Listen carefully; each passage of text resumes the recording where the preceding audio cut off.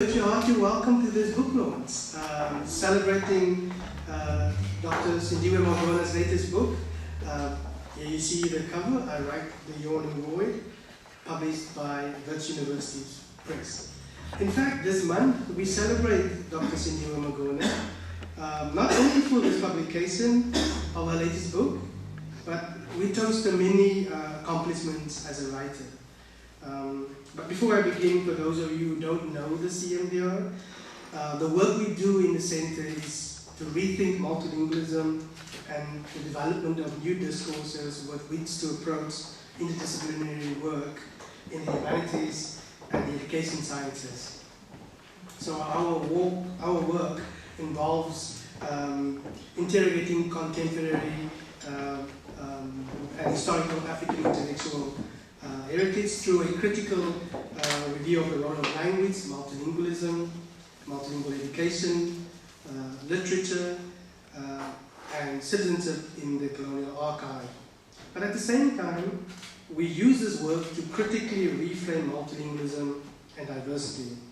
So this is our intellectual space. This is where Dr. Sindiwe Magona and others work. And we meet each other to raise questions that further the debate about language, multilingual literatures, linguistic citizenship, multilingual education, and what it means to participate in a post-apartheid humanities. In the CMDR, Dr. Sindiwe Magona's work and research has found a home, and her work fits very well. When you look at the table there to my right, it's just a drop in the ocean of what she has accomplished.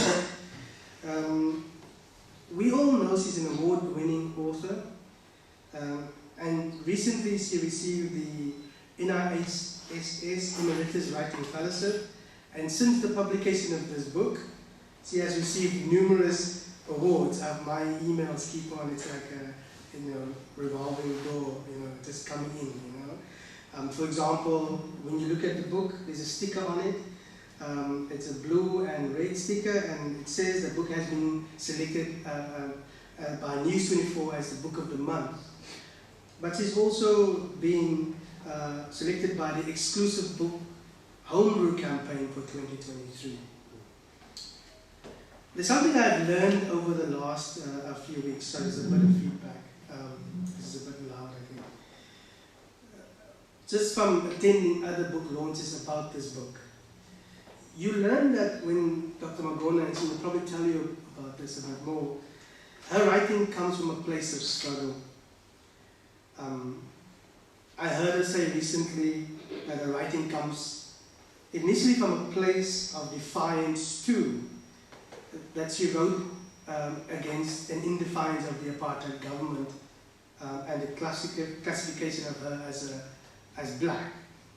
And that she decided to write, and I quote because I memorized this, in spite of the government, despite the government, to spite the government. Isn't that great? Give her a I think we can all agree that that principle has endured throughout her writing. So Dr. Magona, congratulations again from myself and colleagues in the CMDR. We wish you, well, and that you sell a lot of copies of the book.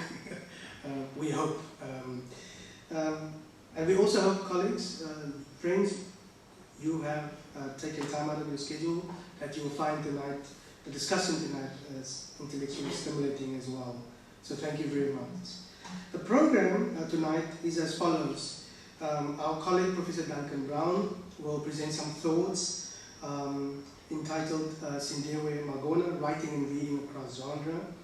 Then Dr. Magona will sit down with Professor Meg van der Merwe, who's in the English department, and this sort of spearheads GWC Creates. They will sit down to talk about the book and that we are celebrating, and Professor Meg van der Merwe will also read some extracts from the book. Then we'll move into a Q&A phase, after which we hope that you enjoy some of the lunch. Not the lunch, I'm thinking of lunch. Something to eat and drink, to celebrate further and to speak to our celebrity here. The book is on sale at the very cheap price of 350 Rand, and if you didn't bring any cash, you can tap or swipe. Please buy it. So next, I want you to please give a hand of applause to our colleague, Professor Duncan Brown. Duncan?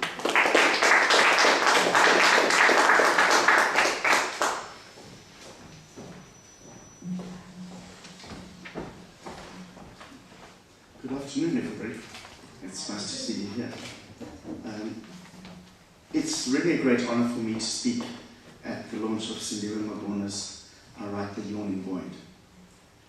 I first encountered Sindiwe's work in the early 1990s, when To My Children's Children was the third year English set work that I taught at the University of Natal in Durban. It was an extraordinary text in many ways, and I wondered at this remarkable writer who had the vision to set down her story and the stories of those who came before her in the form of a letter, so that her children's children, and by implication all of us, should know the history that they came from. And an author who could do it in writing that was marked by honesty, pathos, humour, pain, and hope. Never in my wildest dreams could I have imagined that we would end up being colleagues. I still get something of a start when I walk down the passage and see Dr. Magona on one of his doors. Dr. Magona is a crop. Just flying high. In thinking about what to say at this launch, I went back to My Children's Children to see what I made of it now that I'd read so much of Sindiwe's other work. It has the most prophetic cover blurb, because it says, "This articulate, spirited and poignant letter is her first book." Then wait for it. There will certainly be more. 180 somewhat children's books later, all the novels, the short story. The text, I found again in the text a verve, poignancy, directness and commitment to hope in the face of all odds that have become the hallmarks of Sindiwe's fiction. The text is offered with humility. The dedication reads, "For Sindiwe, Thokozile and Sindile, my children who brought me up." It's offered with humility but never deference, and a wry humour punctuates even the most difficult of circumstances. There's a passage near the end that I find immensely moving, in which Sindiwe, with a very young baby, has to act as parent to her own children and her young siblings. I'd like to read it for you. Sindiwe, I prefer it if you'd read it, but... I want you to read. If you want to. I can't read. Oh yes, you can. Then it seems to me to speak volumes of Sindiwe, her life and her work. The picture is clear today, for it has not for one day left me. I had a pot boiling away on the primus stove. The children waited and waited. The pot boiled away on the stove. The children waited for the food to cook. First, Sindiwe, the eldest, always a sleepy child, dropped off. I scooped her up from the floor and put her to bed. Sandile, the baby, was no problem. Mother's milk is always there. One by one, the other children, brackets my siblings, fell asleep. As I took occasional promising peeps at the pot, one by one, the children fell asleep. Thokozile was the last to do so. I put her next to the others on the bed. I switched off the stove and gratefully crept into bed myself, silently sending a prayer of thanks to God for the gift of hope. Without the hope that they would be getting something to eat, the children would have been restless, crying for food. They'd fallen asleep unaware that nothing more than God's clean water was in the pot, busy boiling away on the primus stove. I think it's fair to say that it's a remarkable passage. I think it's fair to say that Sindiwe's work is issue-driven. And what I mean by that, I don't mean that it's didactic or programmatic. Her stories and characters do not fail to engage the reader's interest, even as they deal with pressing social concerns, In her novel, she addresses issues such as HIV/AIDS, gender-based violence, patriarchy, the importance of self-sufficiency, and so on, in ways that really humanize these issues and their implications. There is some marked courage in doing so, as the positions she takes are often in direct opposition to those in power. Beauty's Gift, for example, states directly that knowingly infecting someone with HIV/AIDS is murder. This was at the time that Thabo Mbeki was refusing to dispense antiretrovirals, and he is directly criticized in the novel for his stand. She deals with the issues that women need to stand up to men in the HIV/AIDS pandemic, in protecting their own health. And she notes that the pandemic is both a personal and a national tragedy.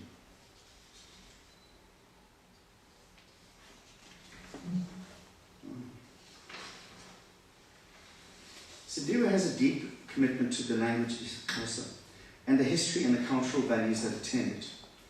A commitment that reaches far beyond her fiction. It involves a deep value attached to local knowledge and expression, but also a critical eye, for example, in identifying how patriarchy and sexism are so often defended as traditional cultural values. A colleague observed to me about Chasing the Tails of My Father's Cattle that it was one of the very few texts she had read from South Africa in which the white gaze was absent. Not in an aggressive gesture of separatism, but simply because the world which it explored had its own internal coherence and did not need external validation. I found the observation very perceptive. Sindiwe's herb is very wide, as my title suggests. It seems she takes on different genres as she needs them, understanding the different reading publics they address. She's written 2 volumes of autobiography, some of which many of the books are here, produced 2 volumes of short stories and several novels. She co-wrote Charlie Jones' biography, Theatre Road. Most notably, she must be one of the most prolific children's writers in South Africa. The author's bio in the republication of Beauty's Gift in 2018 indicates that she has written over 130 children's books. She says that it's now closer to over 180. Just take the time to ponder that. One of her books in this genre, co-authored with the American sociologist Nina Jablonski, seeks in a very accessible format to get children thinking about the arbitrariness of linking value to skin color. On top of all of this, which includes honorary doctorates and multiple awards for her work, she recently went back to being a student and received a PhD.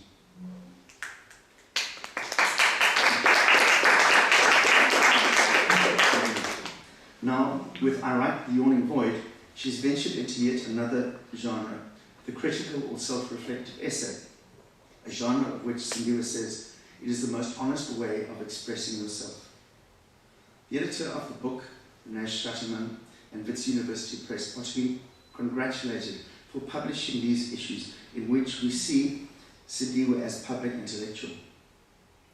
Shatterman's foreword provides a perceptive assessment of Sindiwe's work, and the essays are fresh and direct, as well as providing Sindiwe's thoughts on broader social issues such as race, language, poverty, and so on.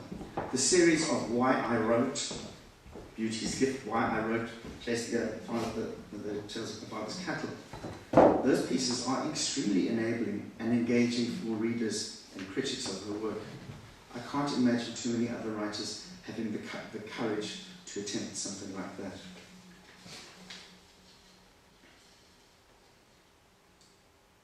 Sorry, the pages are sticking together. Here we go. In the field of South African literature, Sindiwe Magona is a strong original voice, whose latest work we celebrate tonight. I think the opening lines of To My Children's Children, which seem to me something of a credo, are a good way to end. Child of the child of my child, as ours is an oral tradition, I would like you to hear from my own lips what it was like living in the 1940s onwards. what it was like in the times of your great-grandmother, me. However, my people no longer live long lives. Generations no longer set eyes on one another. Therefore, I fear I may not live long enough to do my duty to you, to let you know who you are and whence you are. So I will for you, so I will keep for you my words in this manner. Thank you.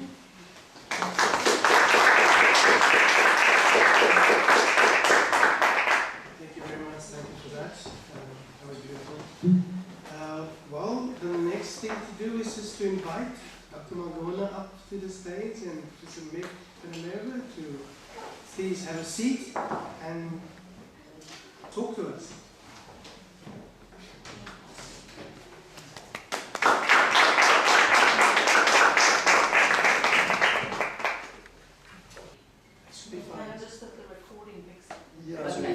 Better?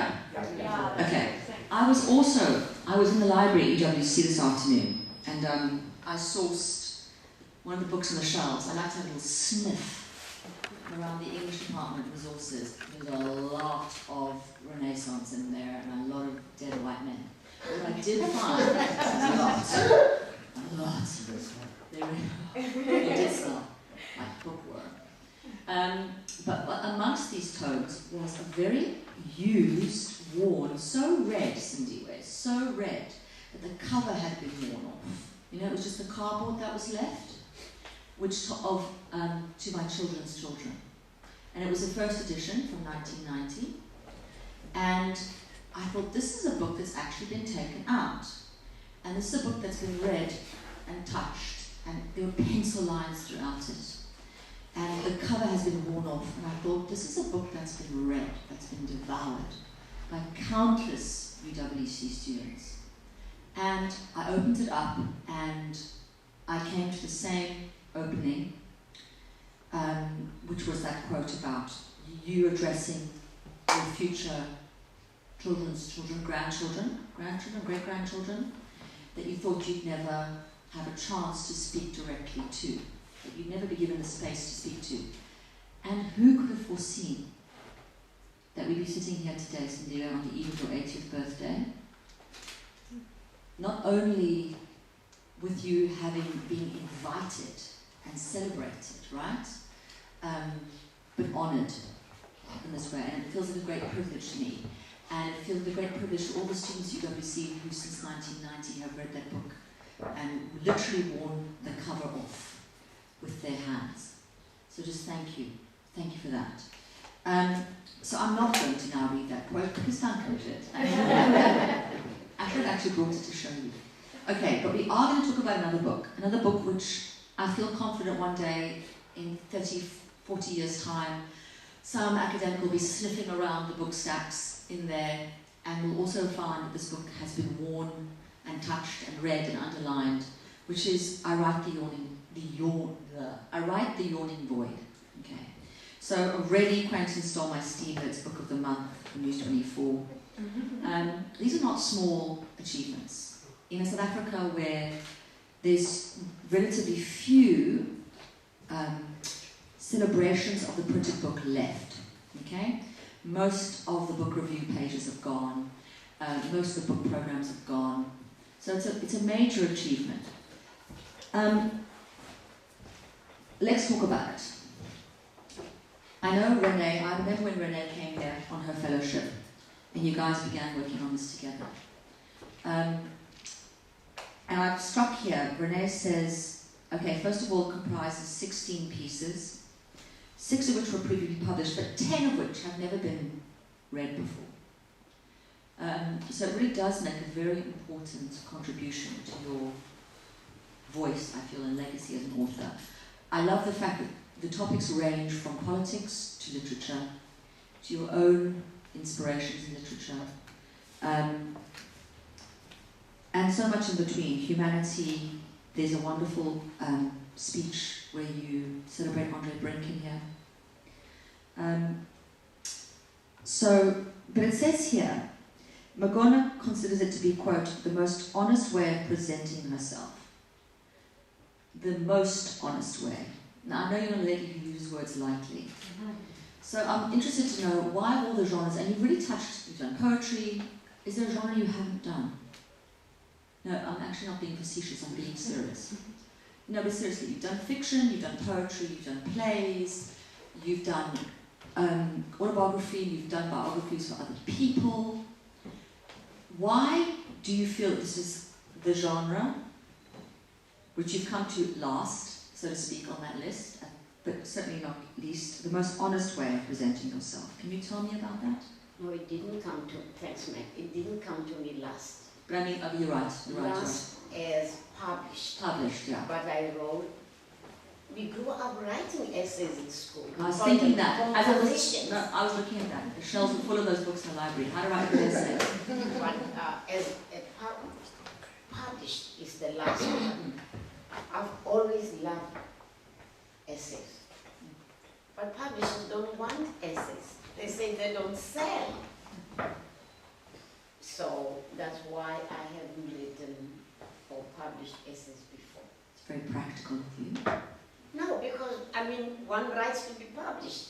If nobody's going to publish them, then you don't write them. I know, I understand. It's a terrible bind we're in.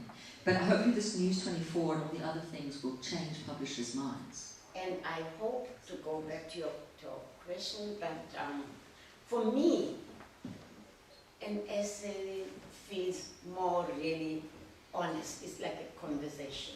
I don't have to be thinking about style and who is the protagonist and who is the antagonist and what is the issue and where's the high point of the conflict. You just talk. It's the easiest for me to just talk. I like talking. Not talking in front of people like now. This is better? Is this better? Yes. Why don't you have Then a something is mic? wrong with me. The person, you're the most important. I can protect myself. Is this better? Yes. Okay. It's even easier. It wasn't me, it was the instrument. No, with an essay, really, you have something to say, you say it. With a story, you have to plot, you have to find characters, you have to find incidents, and you don't have to. You just tell your story with an essay. Yes, it's you have to put some thoughts. It's not you have to make sure it makes sense to you and to respect the reader. You have to go back and read again. Did I really say the way I feel about it? So it's not as if it's easy because you don't care or you don't nurture it the way you. But it's easier because it's more relaxed. You are more yourself. You are more person to person. I really feel as though when I write an essay, I am in conversation with the listener. For me, then it's more honest, it's more open. One of the things I admire about your work is you have a very distinct voice. Your voice can be heard throughout your work. And I think that if you pick up a novel or an essay, I can hear it's you, even if I don't know it's you. Does that make sense? And I'm wondering if that is part of the oral tradition that you come from. That I feel if I'm reading a novel that you've written, as you said, not all works feel like someone's speaking to you. In the tradition of the oral tradition. But with Sindiwe's works, I find that is the case. There is a sense that I can hear you talking directly to me. Okay, thanks. Better? So I want to know, I'm wondering, because you said that about you don't have to think about character or, but I'm looking at this first essay, The Scars of Umlungu, and it's very clever. What I love about this anthology is that it works kind of chronologically. I love those. I love when you can see how someone's ideas have evolved. So you can look at the earliest essay and you look at the end, you see how people have been carried and how their voice has been carried. And you do something very clever. This was published in 1992, in April 1992, and you use the language of symbolism, you use the language of the figurative, and you say here, so the scars of Umlungu. My people have their own way of doing things. We've always had our way of doing things. quote, the ones scrubbed in hot water, end quote, could not see this when they came. They came, quote, the ones with coloured eyes, end quote, and found my people living worthwhile lives that were satisfying to them. But the newcomers saw only indolence, ignorance, and superstition. They saw nothing commendable, nothing worth preserving, least of all emulating. I'm going to jump now, but so began the destruction of my culture, so began our dying. And then later on, the next page, they had not learnt the greed that brings fences with it. Later, when the newcomers cut up the land, cut it up until it bled, the stakes driven hard into its very heart, barbed wire strangling it of breath, my people found themselves lessened, reduced. They were fenced in. They could no longer heal the land. So, you know, you're using a very particular register there. There's the collective, the allegorical, but also it reminds me of Mackay. When he talks about the warns about the umlungu coming and the different kind of warning symbols. Does that make sense? So for me, I can see that literary tradition, that oral tradition. Am I right, Sindiwe? For example, in that essay, quite palpably to me, or am I wrong? Were you thinking of that tradition when you wrote that essay, your first essay in the collection? Which tradition? The tradition of like Mackay's use of in isiXhosa and... No, I can't say yes and I can't say no. And I'm being honest. I am not...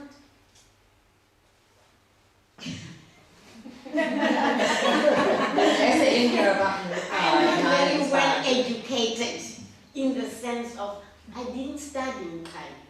You know, when we were in school way back then, really the study of literature was appallingly poor. So I can't say I had an in-depth understanding of Mackay, in fact, really no. However, I also acknowledge the fact that I do belong to Mackay in the sense that I read his work a little bit, I read Jolobe, but I am Xhosa. And that means I have imbibed the same kind of, stories and beliefs and that he did. When he died, I was, 3? But we come from the same culture, the same tradition. So I have some of, not to the same extent, but tradition lives in us. And there's no escaping that. Attitudes live in us. And you cannot escape them. All of us here have in us things we shouldn't have got into us. Some of those we chose to bring in, but a lot of what you have inside you, you had no choice, but you also could not escape. COVID taught us a little bit of that.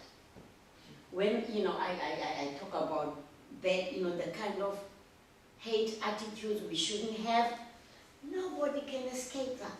Nobody alive, not only in this country, worldwide. Your parents don't sit you down and say, hey, this one, and no. But how do you escape it? It's in the air. There's no escape. So the tradition is in me. And yet you did escape the hate. I'm going to come to that now, if I may. It leads nicely. I want to add that, in the later essays, why I wrote When the Village Sleeps, and also in the essay that's from a speech about Andre Brink. It's very difficult to do all these things. A tribute to those who came before me. Those are the last essays in the collection. You do talk about Mackay and other writers who influenced you. And I was a PhD supervisor, so I know Mackay. I'm so happy I'm done. Thank you, Meg, but bye. No, I'm just saying that I know that she drew on his work. So for me, it's interesting that that what was maybe going on in the background for you comes to the fore in later work. But let's talk about that, because the first essay, I'm very interested. There's two things I noticed in his essays, which all essays carry. One are trends, you know, for example, this reoccurring concepts, flavors, voice, a kind of courage and directness in your writing, a great humanity. There's a lot of hope as well. So, I mean, I would say that hope is a reoccurring consistency throughout the essays, and it's there in that first essay. And what's in I went to the launch of this book at the Book Lounge, and what you said that really struck me, if I may share it, was that when you wrote To My Children's Children, the reason you wrote that intro, was because no one thought apartheid would end in there. You didn't think apartheid would end in your lifetime at the time, in 1990. Nobody alive. The Right. politician, nobody in South Africa, black, white, anything. The ones who were politically engaged and were killing people and killing one, it doesn't matter who. I've talked to them. I worked at the UN in the anti-apartheid radio section. I know what I'm talking about. Mandela didn't do. Nobody thought apartheid would die during our lifetime. Yes, there was the anti-apartheid, but that was for the future. Nobody alive who thought it would die. Which is what But makes we it- thought maybe maybe in 20, in 100, all the systems, will die eventually, but not in our lifetime. So I was writing for posterity. But that's what makes the hope in these essays, okay, these early essays, even more extraordinary. And I think that what I find extraordinary about these essays is they're often tackling what's dark at the moment, what is on your chest, what is you're finding is making you uncomfortable, profoundly uncomfortable. So they're not celebratory, joyful essays on the surface, most of them. I write the yawning void. I think that says it all, really. And yet, there's this consistent note of hope. Can you tell me more about that, please? Or us more about that? To me, of all the sentiments we have, hope is the most important. It's crucial that we have hope, because without it we are lost. If one doesn't have hope, what are you living for? You might as well curl up and die right now. It doesn't, especially when you are not in a happy place, when your life is not where you think or believe it should be. The one thing that will sustain you is hope. It's that hope that you can change, you can get up, you can rise from this dark place and be in it. That's what will keep you going, that's what will give you courage, that's what should spur you to look around you and find ways of getting out of that situation. Because if you don't have hope, what will make you find a way out? Life is never really a bed of roses for anybody. When one is poor, as I was, you think if I had money. When one sees or reads now about wealthy, and I mean filthy rich people who commit suicide because they are unhappy. It's not money only that gives you happiness. Hope. Hope is better than money. Hope is wealth because it gives you a better understanding of the fact that life is made. Your life, you are giving your life to struggle through the ups and downs. No life is plain like that. Every life has peaks and valleys, and yours is to find a way of walking through those, climbing when it's going right, and when you fall, make sure you don't get to rock bottom. Have the hope you can climb up. There will be a better tomorrow. Find ways to find your way out of the, you've fallen into. Have the hope. And when you have that hope, it opens your eyes. So you look around. Once you start working to change your life. Nobody's going to give you change. You are the agent of change in your life. Others can help, but they won't start working on you if you are sitting there doing nothing. Your life is a free gift. Yours is to mind it. That's all. You don't buy life. You can be poor, rich, but you didn't pay for your life. It comes to you free. But once you're given it, once you reach a certain, you can't say that to a 2-year-old and the parents should be, you know. But once you reach 12 and 14, you should know by then what's right and wrong, what will help you become better, and what drug. If you're 12 and you decide to drink or to do drugs, your common sense should tell you you're going down. You have seen people around you. We have role models of people going up or people going down. Why would you choose to follow the role modeling of someone going down when you have a brain here? Your good sense, your common sense which you were born with, and the little bit of, nurturing you got from your parents, from relatives, from all around you, from the good books you read. Read. It will complement anything, any deficiency in your life. Good reading is there to help you grow. And so hope for me is really the key ingredient of keeping a human being, struggling for better, for more. Not only for self, because if you do right by you, you will have the capacity to do right by others. Whereas if you damage yourself, you have nothing to offer the world. Thank you. So, whilst hope absolutely is there, there's also a shift in the emotions behind these essays. So the earlier essays, there's a sense of outrage, okay, that runs throughout your work, and I understand that. Speaking truth to power. But what I did find interesting was how your relationship shifts towards Umlungu, if I may say that. So the first essay, The Scars of Umlungu, the Umlungu is described in a collective, the Umlungu, okay, one collective entity. And then Clawing at Stones, this is how it starts, fear of change.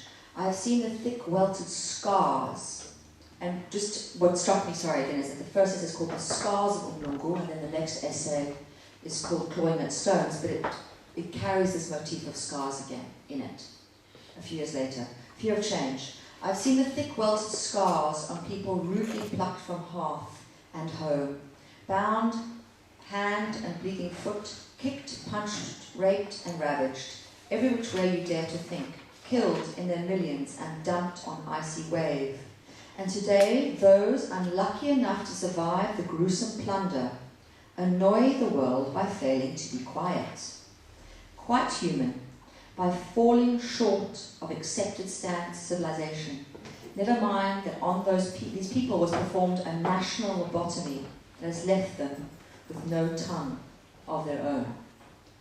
So, reading this as a literary scholar, I can hear your rage at the system, but also your rage at those individuals who you feel maybe have had that national lobotomy. There's also a crying out for action. But what I found interesting was, as I traced your essays, who would have thought that then, at the very end, you've got this tribute to Andre Brink, right? And, if ever there was a white Afrikaans writer. And you say here, which I loved, Sindiwe, let me find it. Sorry, it's very hard to hold a mic, hold a pen, hold my brain, and find my marks. Yeah, here we go. So you've been asked, obviously, it's taken from the Franschhoek Literary Festival, and Corina, Andre's fifth wife, as she likes to call herself sometimes, had asked you to speak. He passed away. And you say, he is someone I could and did call a friend, and from whom I drew tremendous courage to go on, going on, living my life mindfully of what it was I was doing with my pen. And then you also say, there are not many white male South Africans whose passing I have mourned. But with Andre Brink, I was not really saddened when he left us. I mourned his passing. So there is a shift in your perspective as well. Can you talk a bit about that? I grew as a human being.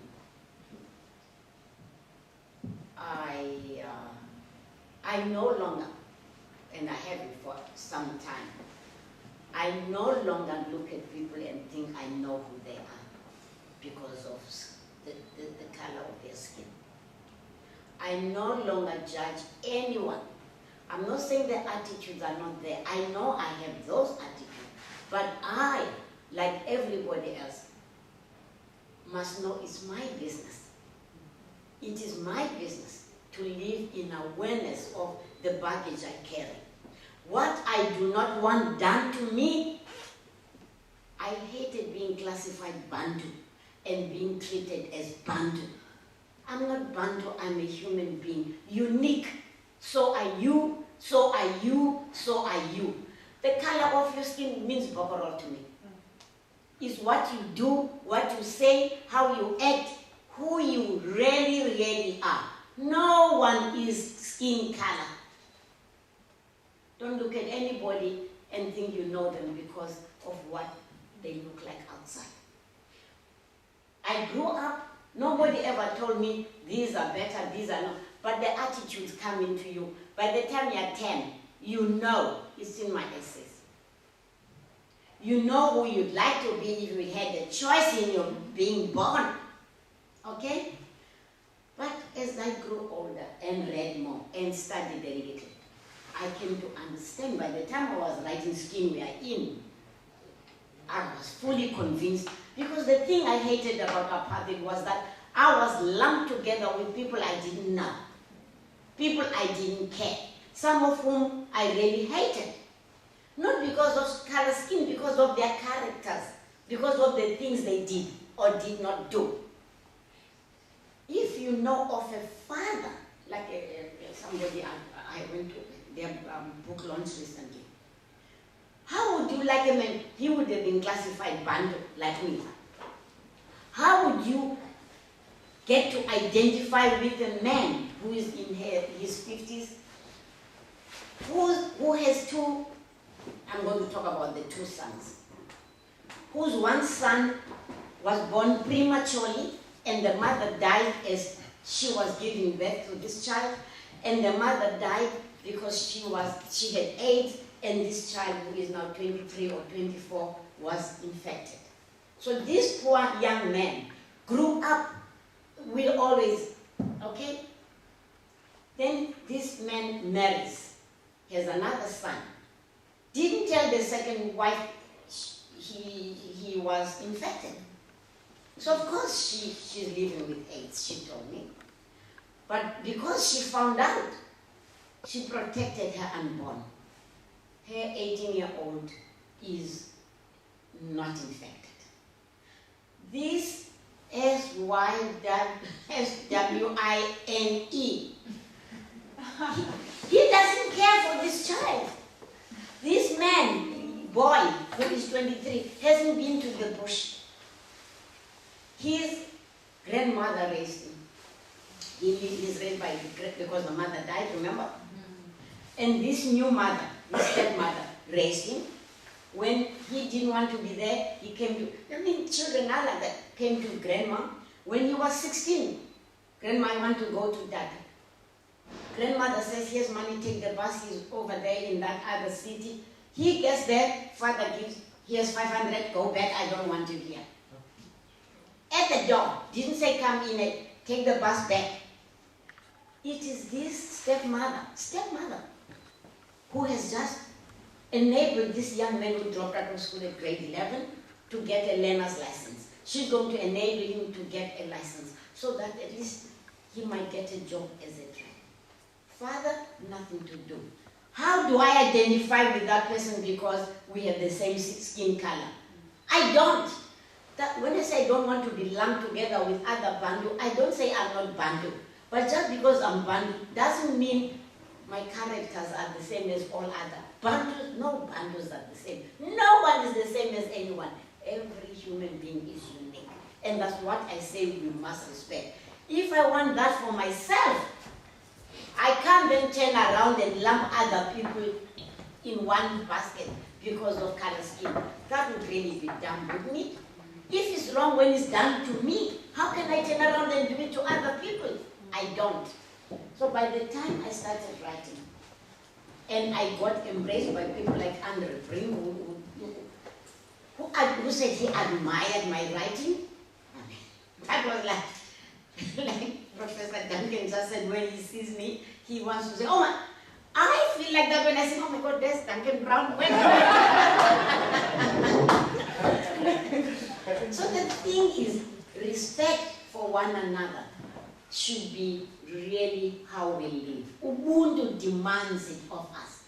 If you have no respect for other human beings, you are not a human being because you don't recognize kind.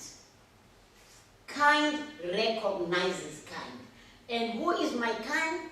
Hopefully similarly minded people, people who think like me, progressive thinking people. I will not hate anybody because of skin color. And I have then been accused of being a sellout. That's fine. That's my burden. That's the burden I carry for my convictions. But no one is going to convert me to being a white hater or anybody hate. I will not hate people for skin color. Never. Not while I have this brain. Thank you very much. Thank you, Sindiwe. The last questions, we've only got 5 minutes left. We do? Yeah. Then we can eat. Then there's questions. So the other thing that, okay, so we've talked about shifts and we've talked about consistencies. There's something that's also been a shift and a consistency together, and that's children. So from the very first book, the very first essays, you have been a champion for children. And your last essays also talk about children. And what I found interesting, and it's profound and makes me very sad, is that you were championing for children in 1990, where you felt that your children would not be able to hear and be carried by your wisdom and because of the situation with apartheid. And your latest essays are also about championing children and feeling that they're being let down by the current system. One thing that hasn't changed is that. Can you talk about it? My appetite. I don't even want the food anymore. Children are the future of a nation. Our future is bleak. She doesn't look very happy. No, she's wondering when she's going to eat. Our future is bleak. I may get the stat a little bit wrong, but don't worry about it. The fact is bad enough. 80%, if not more, of the children in this country are not thriving. That means they are not, their potential is wasted. They are not growing as they ought to. What does that mean? 80% of the future of this country is dead. 80% of the future of the country is going to be people who kill each other to eat. How are they going to make a living if they're not thriving? 80% of our young people, the children of this, are not thriving. When you see the matric results, which by themselves are not that much, we are the only country, I know there may be others, go and do your research, but in my reading, I haven't seen a country that reduces the standard of qualification. When I was in school, you needed 40% for a pass, 50 for a B or what, I may be wrong, 60 for a C, for a first class more. Now we pass people on 30, what, 25% does it reach that? But we have lowered the grade level, the percentage, the percentage point of passing. That should tell you something. We should have been working harder to uplift the learners, No, we say stay dumb and we'll accommodate your dumbness. Ask yourself why. For me, it's clear. You dumb people to control them. You don't want critical thinking. You don't want people who might challenge you. Let them stay dumb and they will vote for you. You are buying votes. Whoever you are, you want a mess of people because these are the voters. But you want voters that are not really voters. Because if you go there and I'm thinking you put crosses here and there, you're not really voting, are you? Voting means you are aware of what you want the people you send to Parliament to do for you. What is more, after you've chosen whoever, doesn't matter who they are, to go there, you remain aware that they represent your wishes. They are there to do your wishes, not theirs. And then you watch that they do, so that if they do, you reward them by sending them back. If they don't, you punish them by taking them off. We won't take anybody off because we are voting according to skin, color, hair, etc. That is not voting. I'm not saying vote for white people. I'm not saying vote for black people. I say vote for people who do right by you as a voter. Who do right by you as a voter. That's why you have a brain. Challenge authorities. That's not an insult. When authority goes around just before you vote, here's a basket of food, vote for me. You are botched. You are not a voter. You are a hungry stomach. So if you're going to rule the country through hungry tummy, that's the country you will get. Your children are being dumped, they don't go to school. Taxi violence. Why do we depend on taxis to go to work? What happened to what is called in all countries in the world a public transportation system? Where is ours? Where are the trains and the buses? Why do we depend on taxis? That taxi owners can say, we can stop this city from functioning and do. See now, if we had voters who had power, the day the taxi driver said we're going back to work, they would have sat down and said, you go to work, we're going to boycott you for a day. Give them a taste of their medicine. But we don't have that power because we are poor. Why are we poor? We don't have the skills. Why don't we have the skills? We didn't get a good education. Are our children, the children of the poor, getting a better deal? Guess what? What they are getting is worse than what their parents got under apartheid. Go and put that in your pipe and smoke it. I mean, who would have thought there could be something worse than Bantu education? We are not moving up. We are not even stagnating. We are, what is the opposite of progress? We are doing the opposite of progress. We really are. We're dying. And you are, yeah, we're dying. You know, I really met, we had a workshop this morning and met an excellent session. She finished by saying to these young people, you give me hope. My tears started coming. I agree with Meg. I look at you and I'm also hopeful, but I'm also so sad because we have left you in this shitty situation here. Excuse my French. We have left you all this, we have left so much mud on the ground. How are you all going to live and have a real future, a better life in the stupid country we have left for you? But there is hope. If we, even now, not all is lost if we can really sit down and be honest and deal with these things we have not dealt with openly, honestly, towards the purpose of killing poverty. There will be no reconciliation until we kill poverty. We must be determined to kill poverty.